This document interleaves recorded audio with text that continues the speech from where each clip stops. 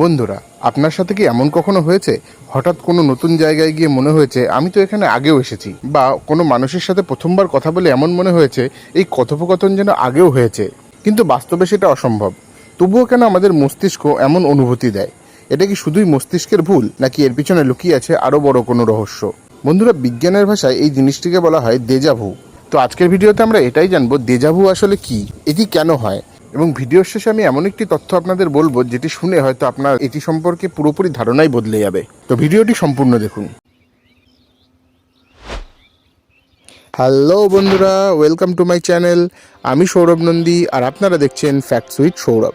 চলুন শুরু করা যাক। বন্ধুরা, ফরাসি ভাষার দেজাভু শব্দের অর্থ হলো আগেই দেখা হয়েছে, অর্থাৎ এমন একটি অনুভূতি যেখানে মনে হয় বর্তমান মুহূর্তটি আগেও কখনো ঘটে গিয়েছে। অবাক করার বিষয় হলো পৃথিবীর প্রায় 60 থেকে 70% মানুষ নিজের জীবনে অন্তত একবার হলেও দেজাভু অনুভব করেছেন। কিন্তু কেন? বিজ্ঞানীদের মতে এটির সর্বোচ্চ গ্রহণযোগ্য ব্যাখ্যা হলো এটি আমাদের মস্তিষ্কের একটি সাময়িক বিভ্রান্তি। যখন আমরা কোনো দৃশ্য দেখি, সেটি প্রথমে স্বল্পমেয়াদী স্মৃতিতে রূপান্তরিত হয়, তারপর প্রয়োজন হলে সেটি দীর্ঘমেয়াদী স্মৃতিতে সংরক্ষিত হয়। কিন্তু কখনো কখনো এই পুরো প্রক্রিয়ার কয়েক মিলিসেকেন্ডের একটি ভুল হয়ে যায়, ফলে নতুন ঘটনাকে মস্তিষ্ক ভুল করে পুরনো স্মৃতি হিসেবে ধরে নেয়, আর তখনই মনে হয় এটা তো আগেও কখনো হয়েছে। এ সম্পর্কিত আরেকটি ব্যাখ্যাও রয়েছে, কিন্তু এটি বেশ মজার। ধরুন, আপনি এমন একটি রেস্টুরেন্টে গেলেন যেখানে আপনি আগে কখনো যাননি, কিন্তু সেখানে থাকা টেবিল, আলো কিংবা গন্ধ আপনার অতীতের কোনো এক জায়গার সঙ্গে খুব সামান্য মিল রয়েছে। আপনার সচেতন মন সেটি হয়তো বুঝতে পারে না, কিন্তু অবচেতন মন সেই মিলটি ধরে ফেলে, আর তখনই মনে হয় আমি যেন এখানে আগেও এসেছি। বন্ধুরা, এই সম্পর্কিত আরও একটি ভিডিও আমার চ্যানেলেই রয়েছে, যে কিভাবে একটি গন্ধ পুরনো স্মৃতিকে ফিরিয়ে আনতে পারে। আপনারা চাইলে আই বাটনে ক্লিক করে এই ভিডিওটি দেখতে পারেন। যাই হোক, আমাদের টপিকে ফেরত আসি। বন্ধুরা, গবেষণায় দেখা গেছে 18 থেকে 30 বছর বয়সীদের মধ্যে দেজাভু সবচেয়ে বেশি দেখা যায়, বিশেষ করে যারা বেশি ভ্রমণ করেন, নতুন অভিজ্ঞতা নেন, বেশি পড়াশোনা করেন অথবা পর্যাপ্ত ঘুমান, তাদের মধ্যে এই অভিজ্ঞতা তুলনামূলক বেশি হয়। অন্যদিকে বয়স বাড়ার সঙ্গে সঙ্গে দেজাভুয়ের সংখ্যা কমে যায়। তো এটি কি বিপজ্জনক?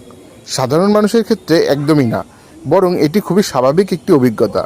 তবে যদি খুব ঘন ঘন দেজাভু হতে থাকে এবং তার সঙ্গে অজ্ঞান হওয়া বা অন্যান্য কোনো স্নায়বিক সমস্যা থাকে, তাহলে চিকিৎসকের অবশ্যই পরামর্শ নেওয়া উচিত, কারণ বিরল ক্ষেত্রে এটি কিছু স্নায়বিক সমস্যার কারণ হতে পারে। এবার আসি সবচেয়ে রহস্যময় অংশে।